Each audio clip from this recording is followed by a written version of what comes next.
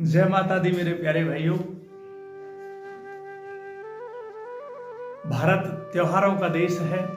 यहाँ हर महीने हर पाक में कोई न कोई त्योहार व्रत आ ही जाता है। तो ये सुहाना समय माता के व्रतों का चल रहा है। तो आप सभी को आज अष्टमी की हार्दिक शुभकामनाएं और माता की आशीर्वाद आप सभी को मिले। आप माता की कृपा से कृतार्थ हों। आप अपनी माँ के स्वरूप के दर्शन करें। आप अपनी माता के आशीर्वाद रूपी प्रसाद को ग्रहण करें। और मैं भी माँ के चरणों में सिर नवाता हूँ, शीश झुकाता हूँ, जिसके चरणों में सारी दुनिया झुकती है। और प्रार्थना करता हूँ कि माँ तुमको, हमको, सबको सद्बुद्धि दे, ज्ञान दे, प्रेम दे, भक्ति दे। दोस्तों, एक समस्या ये है कि हम भारतीय परंपराओं का अनुसरण करते हैं। परंपराएं सही भी होती हैं और गलत भी होती हैं। एक समय के बाद परंपराएं, जैसे कि आम पर लगा फल एक समय के बाद सड़ने लगता है अगर उसे सही समय पर न तोड़ा जाए और उसका प्रयोग न किया जाए। तो ऐसे ही परंपराओं के साथ होता है। अगर परंपराएं एक समय से अत्यधिक समय तक, ज्यादा समय तक अगर चलती रहती हैं तो वही समाज के लिए संकट का कारण बन जाती हैं या समाज के लिए दुपरिभाषा बन जाती हैं। यही हमारे हिंदुओं के साथ, सनातनियों के साथ हो रहा है, संपूर्ण भारतवर्ष के साथ हो रहा है कि परंपराओं का दुरुपयोग हो रहा है। चीजों का वास्तविक ज्ञान नहीं रहा है, चीजों की वास्तविक समझ नहीं रही है। करना है लेकिन पता नहीं क्यों करना है। और जब पता नहीं, और दोस्तों समय के साथ बदलाव बहुत आवश्यक है। वैज्ञानिक युग है, तथ्य प्रधान युग है। इसमें साइंटिफिक बातें, साइंटिफिक तथ्य चाहिए ही चाहिए।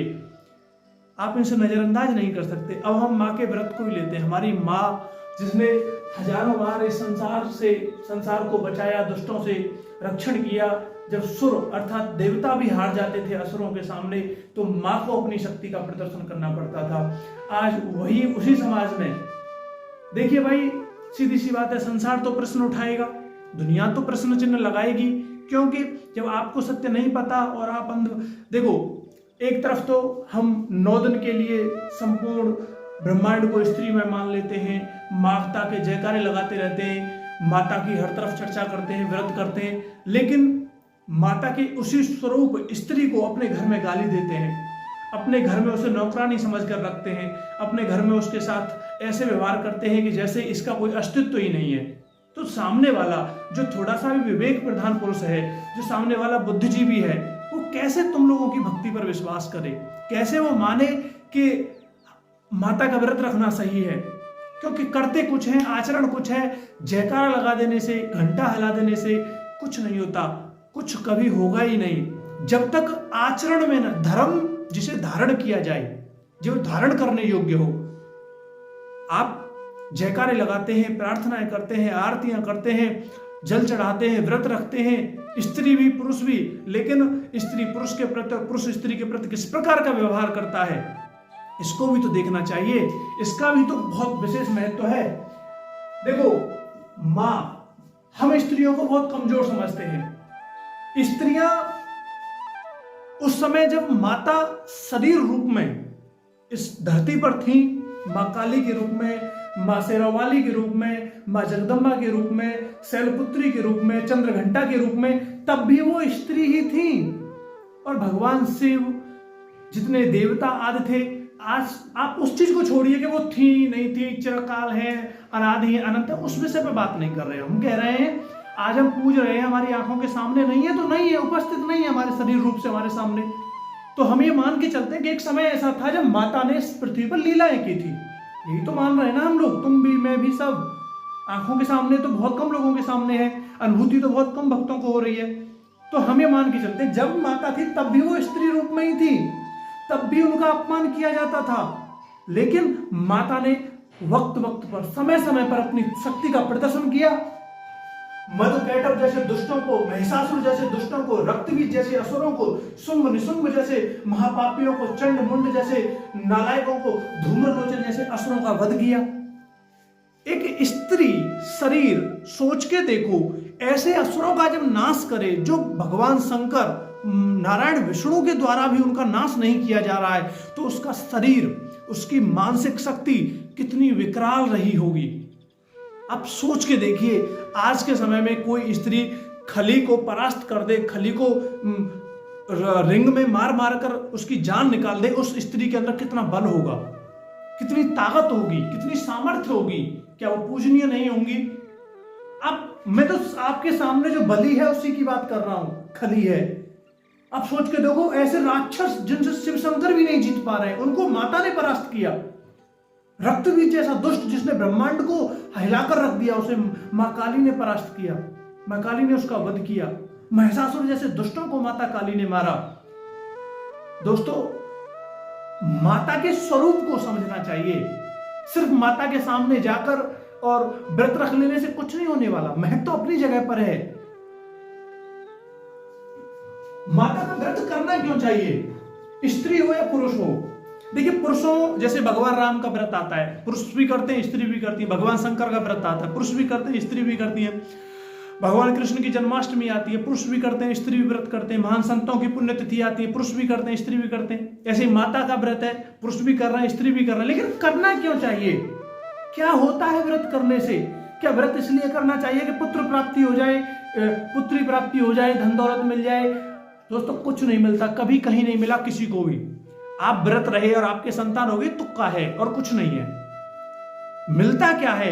आप जब माता का व्रत करें, मैं जब माता का व्रत करूं, मैं भगवान कृष्ण का जब व्रत करूं, तो मेरे अंदर व्रत का एकमात्र साइंटिफिक लॉजिक जो है, कई आधारों पर है, शारीरिक रूप से भी है, मानसिक रूप से जो लॉजिक है, वो ये है कि उस दिन हमारी जो चेतना है, हमारी जो मानसिक स्थिति है, उस महान आत्मा, उस देवी या उस देवता या उस भगवान या उस माता के प्रति, जैसे कि माता का हमने व्रत रखा, तो होगा क्या?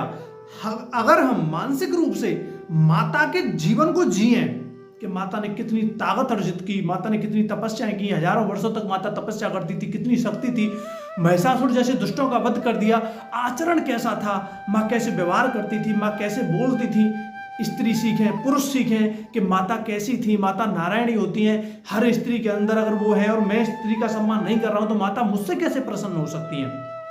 ये सोचना चाहिए। आप माता के सामने तो जय मां जय जयकारा लगा रहे हो और घर की या किसी अन्य स्त्री को कुदृष्टि से देख रहे हो, या सोच लो कि स्त्री का सम्मान नहीं कर रहे हो, तो क्या माता प्रसन्न होंगी? भगवान कृष्ण का व्रत रख रहे हैं लेकिन स्त्रियों को कुदृष्टि से देख रहे हैं, या पुरुषों को गलत नजर से देखा जा रहा है, पुरुषों पर शक किया, क्या माता प्रसन्न होंगी या भगवान कृष्ण प्रसन्न होंगे? ये सोचने की बात है। ऐसे ही तो और कोई लॉजिक इनका है ही नहीं। मां के वास्तविक स्वरूप को जानो। स्त्री, नास और नारायण तीनों की एक ही राशि होती है, नारी, नास और नारायण। जब जब नारी को नारायणी के पद से गिराया जाता है, रावण ने माता सीता को नारायणी के पद से गिराया तो रावण का नाश हुआ। दुर्योधन ने माता द्रौपदी को नारायणी के पद से गिराया तो दुर्योधन का नाश हुआ। ऐसे ही जब जब स्त्री का अगर असम्मान, देखो बहुत से लोगों की तर्क होती है कि स्त्री कहां रही है ऐसी, तब भी वैश्यालय होते थे, तब भी वैश्याघर होते थे, आज भी हैं, तब भी। देखो, पुरुष कब महान रहा है? पुरुष ही क्या, पुरुष का बाप होती है क्या इस संसार पर? बात दोनों की समानता की चल रही है। स्त्री का भी सम्मान है, पुरुष का भी सम्मान है। सब स्त्रियां अच्छी नहीं है, सब पुरुष भी तो अच्छे नहीं है। बराबर तो करके चलिए, कम से कम आप अपने आप को कम से कम बैलेंस करके चलिए। एक कायदे का इंसान कभी भी नीचे वाले लोगों को नहीं देखता कि गलत करने वाले जिनका आचरण गंदा है उनसे तुलना करके क्या अपना आचरण गंदा कर लोगे? केवल अच्छाइयों पर ध्यान देना चाहिए, केवल अच्छाइयों को समझना चाहिए। आजकल एक दौड़ चली है, स्त्री पुरुष बनने का प्रयास कर रही है, पुरुष स्त्री बनने का प्रयास कर रहे हैं। स्त्री कपड़ों के द्वारा, हेयर स्टाइल के द्वारा, सिगरेट पीने के द्वारा अपने स्त्रीत्व को पुरुषत्व में बदल रही है। माताओं, देवियों, बहनाओं, दोस्तों, जो तुम हो, स्त्री का गुण इतना कीमती गुण है कि इसको पाने के लिए भगवान शंकर को भी नारी का भेष बनाना पड़ा था। जब रास रचती है वृंदावन में, नारी का भेष बनाया शंभु कैलाश वाले ने। इतना इतना कीमती गुण है, इसको व्यर्थ मत जाने दीजिए। अपने गुण को पुरुषत्व में मत बदलिए। और कुछ पुरुष स्त्रीत्व तो बड़े बड़े बाल, नाखून रचाते हैं, होठ रचाते हैं और स्त्रियों की तरह बोलना चलना, वो पुरुषत्व को खो दे रहे हैं। वो भूल गए ये कि पुरुषत्व का कितना वैल्यू है। जो ईश्वर ने, जो प्रकृति ने आपको दिया है, उसे अडेप्ट करके उसके अंदर कुछ क्रिएटिविटी कीजिए, उसके तात्पर्य को, अर्थ को समझने का प्रयास कीजिए। स्त्री पुरुष बन रही है, पुरुष स्त्री बन रहा है, पता नहीं क्या गोलम चोल चल रहा है, कुछ पता नहीं है। इसलिए अपने अपने महत्व को समझिए और माता के वास्तविक अर्थ को समझ के दोस्तों सेवा कीजिए। उम्मीद करते हैं आपको समझ में आ रहा होगा।